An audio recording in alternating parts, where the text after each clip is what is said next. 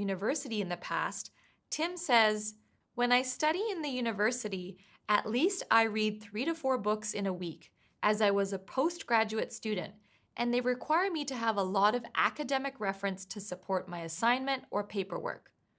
So he gets the be verb correct. I was a postgraduate student, but he uses the simple present verb for study, read, and require rather than past simple studied, read, and required. Really notice how the question presents a choice. Do you prefer X or Y? But Tim starts by saying, "Yeah, I think so." He doesn't state a preference here, so it's a little bit unclear what he means. A better way to start would be by saying which one he prefers. For example, "I find reading newspapers online much more convenient." He does a good job of explaining his reasons, though. He says he can access them easily on his phone and that they're cheaper, and he ends with a great phrase, "in just one click." This is a very natural use of an idiomatic phrase. Let's keep watching.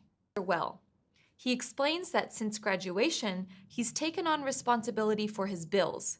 He gives examples, rental and groceries, and he says he has to pay his car bill. Car bill is not very precise, but he clarifies his meaning, saying including rego. He does use a nice idiomatic phrase here. "Previously, my parents helped me cover it." This means that in the past, his parents helped him to pay his bill, but by using idiomatic expressions like cover it instead of common vocabulary like pay for it, Tim is more likely to score a higher band score for lexical resource. Let's continue with the test. The first part of this answer is a little bit confusing. Tim says companies have a marketing budget that customers can maximize. The meaning is not very clear here. Perhaps we can guess that he means companies have promotional offers or something like that. He mentions shopping in some Australian supermarkets, Coles and Woolies, and says he buys a gift card that offers a discount. The last sentence is great. He uses a signal phrase, "in that way," to introduce the result and explains why it's important using a great comparative phrase, "my second biggest expense." So by giving the example, Tim has explained what he means more clearly. Let's move on. A couple of great uses of vocabulary in this answer. He says, "I can have my me time." Me time is an idiomatic expression that he uses very naturally and accurately here. It means time that you spend by yourself doing something that you enjoy that makes you feel calm or relaxed, which is a great way to describe reading a book or watching Netflix. I love how he uses the word magically to explain how doing these activities helps him to sleep easily. I think Tim could score well for a lexical resource, but sometimes there are grammar issues, which means his score for grammatical range and accuracy might not be as good.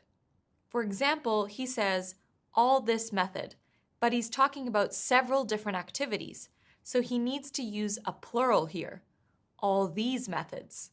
Tim can practice avoiding mistakes like this to really improve his score for this criterion. So I just want to pause here to show you the task card. It says, "Describe a time when you enjoyed visiting a member of your family in their home." It tells you to say who you visited and where they lived, why you made this visit, and what happened during this visit, and to explain what you enjoyed about this visit. Let's see how Tim responds. I do want to pause here and draw your attention to the task card again. The task card said, "Describe a time when you enjoyed visiting a member of your family in their home." So it's asking you to talk about one specific event. However, here Tim speaks more generally about what usually happens when he goes to visit his parents in Singapore. Now, this is not wrong. You won't lose any marks because you talk about something a little bit different to what's on the task card.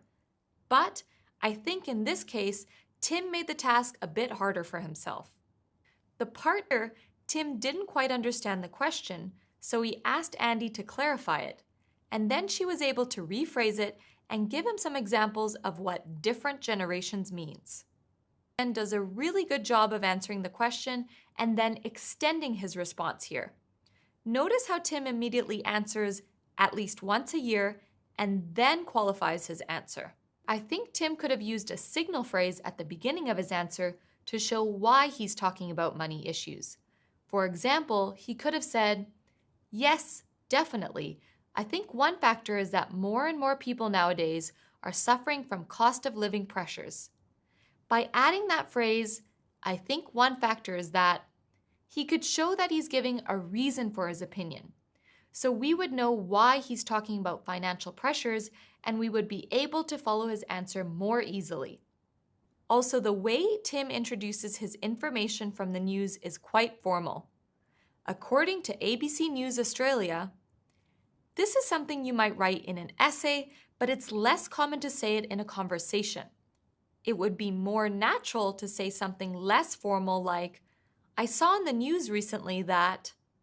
There are quite a few small grammar mistakes, so these two answers are a bit harder to follow, but this isn't uncommon in Part 3 for a lot of students. Remember